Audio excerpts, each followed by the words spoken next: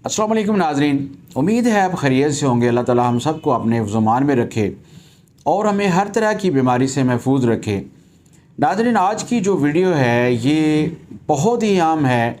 उन ख़वातीन के लिए जिनके यहाँ बच्चियाँ पैदा होती हैं और वो चाहती हैं कि उनके यहाँ लड़का पैदा हो, नूरीना औलाद अल्लाह ताला उनको दे। तो इस ख्वाहिश को पूरा करने के लिए वो मुख्तलिफ़ जगह से इंफॉर्मेशन इकट्ठी करती हैं और तरह तरह के टोटके आजमाती हैं, टिप्स आजमाती हैं और कुछ ऐसे काम भी कर लेती हैं जो कि मेडिकल पॉइंट ऑफ व्यू से ठीक नहीं होते और दीनी एतबार से भी ठीक नहीं होते। तो आज उनके लिए ये वीडियो है कि सबसे पहले ये जानना इंसान के लिए, हमारे लिए ये ज़रूरी है मेडिकल पॉइंट ऑफ व्यू से कि आया बच्चा या बच्ची जब पैदा होते हैं, एक औरत जब उसको हमल ठहरता है, तो क्या उसमें मेडिकल पॉइंट ऑफ व्यू से एक डॉक्टर की कोशिश से या किसी मेडिसिन से उसका जेंडर जो है वो हम सेलेक्ट कर सकते हैं अपनी मर्ज़ी से? तो नाज़रीन, ऐसा बिल्कुल भी नहीं है कि कोई बंदा ये दावा करे कि अगर आप ये मेडिसिन खाएंगे तो इससे जो है वो लड़का पैदा होगा, अगर आप ये टिप इस्तेमाल करेंगे तो इससे जो है वो बच्चा पैदा होगा या बच्ची पैदा होगी। ऐसा हरगिज़ नहीं हो सकता। जदीद जो रिसर्च है या आज तक की जो रिसर्च है उसके मुताबिक बच्चे का या बच्ची का पैदा होना ये अल्लाह ताला के हाथ में है। वो किसी को बच्चा दे या बच्ची दे या मेल हो या फीमेल हो। मेडिकल के रूह से हम ये देखते हैं कि औरत का जो जिस्म है उसमें जिन्स का तयन जो है वो स्पर्म्स के ज़रिए होता है, क्रोमोसोम के ज़रिए होता है। औरत के अंदर जो फीमेल स्पर्म होते हैं जिसे हम एग कहते हैं, एग के अंदर जो है वो एक्स क्रोमोसोम होते हैं और मेल जो स्पर्म है उसके अंदर एक्स या वाई क्रोमोसोम होते हैं। तो अब होता ये है कि अगर मेल साइड से एक्स क्रोमोसोम जाके एग्स के अंदर जो है वो पेनिट्रेट करता है, उसके अंदर दाखिल होता है, तो इस ऐसी सूरत में बच्ची पैदा होती है। और अगर मेल स्पर्म जो कि वाई क्रोमोसोम को कैरी कर रहा है तो वो अगर एग के अंदर जाके पेनिट्रेट होता है तो उससे जो जाइगोट बनेगा या उससे जो हमल ठहरेगा उससे लड़का पैदा होता है। साइंस की ये रिसर्च है, यहाँ तक जो है वो बात समझ ली गई है, लेकिन अभी तक कोई ऐसी थ्योरी या ऐसी टेक्निक जो है वो या ऐसी कोई मेडिसिन साबित नहीं हो सकी जो जेंडर को सिलेक्ट कर सके। ठीक है ना, सवाए इसके कि हम जैसे टेस्ट ट्यूब बेबी है या मैकेनिकली कोई तरीका इख्तियार करते हैं तो उसके अंदर भी 100% गारंटी नहीं होती कि अगर हम इस तरह करते हैं तो लड़का ही पैदा होगा। तो नाज़रीन,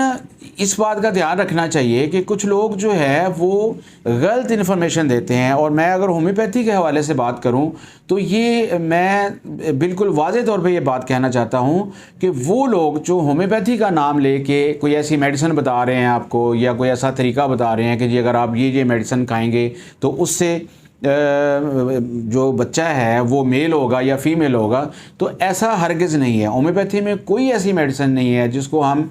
इस मकसद के लिए इस्तेमाल कर सकें। ठीक है, अब ये है कि इस बात को भी समझना चाहिए और उन लोगों को भी इस बात का इदराक होना चाहिए कि जब औरत ने कंसीव कर लिया है, उसकी एग के अंदर एक्स हार्मोन गया है या वाई हार्मोन गया है, उसमें बच्चे के लिए या बच्ची के लिए एक प्रेगनेंसी स्टार्ट हो चुकी है, तो उसके बाद तो आप कुछ भी करें तो ये मुमकिन ही नहीं है कि आप उस जेंडर को चेंज कर सकें। अब कुछ लोग होम्योपैथी का नाम लेके ये कहते हैं कि जी अगर आप ये मेडिसिन यूज़ करेंगे तो हमल के इतने दिनों के बाद आपने ये दवाई इस्तेमाल करनी है, हमल के इतने दिनों के बाद आपने ये मेडिसिन इस्तेमाल करनी है, तो उससे जो है वो नरीना औलाद पैदा होगी। तो भाई बात ये है कि जब एक दफ़ा प्रेगनेंसी स्टार्ट हो चुकी है, वो फीमेल जेंडर के लिए या मेल जेंडर के लिए, अब उसके अंदर तब्दीली करना इंतहाई मुश्किल है, बल्कि नामुमकिन है। ऐसा आज तक किसी भी रिसर्च के अंदर ये बात साबित नहीं हो सकी। लिहाजा कुछ टेक्निक्स ऐसी हैं, कुछ थ्योरीज़ ऐसी हैं जिनके मुताबिक ये क्लेम किया जाता है कि अगर आप इस तरह करें जैसे टाइमिंग के हवाले से है, उसमें ओवुलेशन पीरियड जो है उसके करीब करीब, कुछ लोगों का ये ख्याल है कि उसके करीब करीब अगर आप इंटरकोर्स करते हैं तो उससे लड़का पैदा हो सकता है, ये एक चांस है, ठीक है। इसके पीछे वो थ्योरी क्या पेश करते हैं कि जो औरत का एक्स क्रोमोसोम है, एक तो उसकी एज ज़्यादा है और उसकी निस्बत जो है वाई क्रोमोसोम जो है, जो मेल साइड से आता है, मेल स्पर्म के अंदर होता है, उसकी एज कम है लेकिन उसकी स्पीड ज़्यादा है। तो अगर आप ये ओवुलेशन पीरियड जो है उसके करीब इंटरकोर्स करते हैं तो उससे क्या होता है कि वो वाई वाला ऐसा यानी स्पर्म जिसके अंदर वाई क्रोमोसोम है वो स्पीड के साथ रहम तक या सर्वेक्स तक पहुंच जाएगा, तो इससे वो एग के अंदर दाखिल हो जाएगा, तो चांस है कि लड़का पैदा हो। यानी इसके बारे में कोई अथेंटिक बात नहीं की जा सकती, वसूख से कोई बात नहीं की जा सकती, एक चांस है। इसी तरह सेक्स पोजीशन के बारे में कुछ लोग बात करते हैं कि अगर आप इंटरकोर्स इस तरीके से करेंगे, इस पोजीशन में करेंगे कि जिसके अंदर पेनिट्रेशन जो है वो ज़्यादा डीपर हो, तो यानी स्पर्म जो है वो रहम के सर्वस के ज़्यादा करीब हो जाए और ज़्यादा आसानी के साथ वो रहम तक पहुंच जाए और एग के अंदर दाखिल हो जाए, तो ये भी एक 100% कोई बात नहीं है, ये भी एक चांस के ऊपर है कि अगर आप ऐसा करते हैं तो ये चांस है कि नूरीना औलाद पैदा हो। इसी तरह खुराक और ग़िज़ा के बारे में कुछ लोग एक थ्योरी पेश करते हैं, अपने ख़यालात का इज़हार करते हैं। उनके नज़दीक ये है कि अगर आप पोटाशियम और सोडियम वाली खुराक जो है वो ज़्यादा यूज़ करें, जिनके अंदर पोटाशियम ज़्यादा है, तो इससे भी चांस है कि जो उसका बच्चे का जेंडर है वो मेल होगा। और कैल्शियम और मैग्नीशियम वाली ग़िज़ाएँ जो हैं ये कम खाएं। ऐसे अफराद जो ये चाहते हैं कि उनके यहाँ बच्चा पैदा हो तो वो कैल्शियम और मैग्नीशियम वाली खुराक जो है वो कम खाएं, क्योंकि ये खुराक ज़्यादा खाने, ऐसी खुराक जिसके अंदर कैल्शियम ज़्यादा है, इससे जो जेंडर है उसके फ़ीमेल ज़्यादा होने का ख़दशा होता है या चांस होता है। तो ये तो ऐसी कुछ चीज़ें हैं जो मैंने आपको बताई। एक तो टाइमिंग के हवाले से है, ख़ुराक के हवाले से है, जिनसी पोजीशन के हवाले से है, ठीक है। अब हम बात करते हैं कि होम्योपैथी में, जैसे मैंने स्टार्ट में भी बात की है कि होम्योपैथी में कोई ऐसी मेडिसिन नहीं है कि जिसको आप बग़ैर सिम्टम के यूज़ करें, जिसको आप किसी के एक्सपीरियंस बेस पे यूज़ करें। एक आदमी ये क्लेम करे कि जी मैं तो ऐसा करता हूँ तो उससे ये होता है, उसका कोई होम्योपैथी जो है इसके बारे में इस पर डिस्कस नहीं किया गया हुआ, कोई तजर्बा, कोई ऐसा एक्सपीरियंस शो नहीं किया हुआ कि जिसके मुताबिक हम ये क्लेम कर सकेंगे फ़लाँ मेडिसिन यूज़ करने से जो है वो नूरीना औलाद ही पैदा होगी। होम्योपैथी जो है इसकी कोई भी मेडिसिन जो है आप सिम्टम्स के बगैर नहीं ले सकते। जब एक औरत के अंदर सिम्टम्स ही नहीं है, उसकी सिम्टम सिमिलैरिटी नहीं है, तो आप उसको कोई भी मेडिसिन कैसे दे सकते हैं।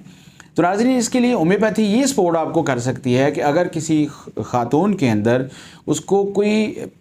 कम्प्लिकेशन है, प्रेगनेंसी के हवाले से, कंसीव करने के अंदर कोई कम्प्लिकेशन है, उसका गायनी का कोई इशू है, उसको लकोरिया है, उसको सुजाक है, या उसको इस तरह का कोई मर्ज़ है, तो हमने उस मर्ज़ का इलाज करना है। और इसी तरह अगर मैं मेल साइड की बात करूं तो किसी जो मर्द है उसकी सीमन अगर ठीक नहीं है, वो ज़्यादा पतली है, उसकी डिस्चार्ज का टाइम जो है वो कम है, उसको एरेक्शन का मसला है, उसको सुजाक का मसला है, या और इस तरह का कोई प्रॉब्लम है जो मेल सेक्स से रिलेट करता है, तो हमने उसका इलाज करना है, ठीक है। और उसके बाद हम अल्लाह से ये दुआ कर सकते हैं कि अल्लाह ताला जो है वो हमें जो है नूरीना औलाद दे। तो नाज़रीन, इस बात को समझना इंतहाई ज़रूरी है कि ये किसी के हाथ में नहीं है,